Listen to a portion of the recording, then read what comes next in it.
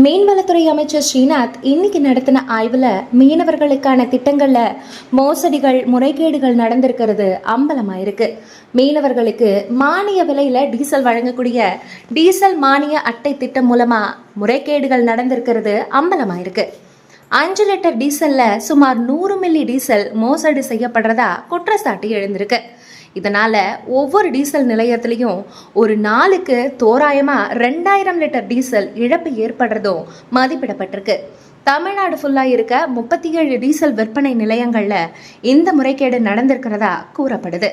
இந்த நிலையில இதை கண்டறிஞ்ச மீன்வளத்துறை அமைச்சர் ஸ்ரீநாத் இந்த விஷயத்தை தீவிரமா எடுத்துக்கிட்டு இந்த முறைகேடு ஊழலுக்கு காரணமானவங்க மேல கடுமையான சட்ட நடவடிக்கை எடுக்கப்படும் அப்படின்னு மீனவர்களுக்கு உறுதி அளிச்சிருக்காரு.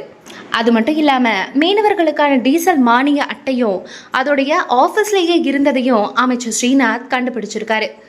இந்த திட்டம் மூலமா பல முறைகேடு நடந்திருக்கிறத தெரிஞ்சுக்கிட்ட அமைச்சர் ஸ்ரீநாத் அதிகாரிகளை கடுமையா எச்சரிச்சு இது தொடர்பா உடனடியா தீர்வு காணணும் அப்படின்னு உத்தரவிட்டிருக்காரு. அமைச்சர் ஸ்ரீநாத்துடைய இந்த அதிரடி நடவடிக்கை மற்றும் ஆய்வு மீனவர்கள் மத்தியில் பெரிய கவனத்தை ஈர்த்திருக்கு. இது போன்ற இன்ட்ரெஸ்டிங்கான வீடியோக்களை தொடர்ந்து பார்க்க ஸ்கிரீன் டிஎன் சேனலை ஃபாலோ பண்ணுங்க.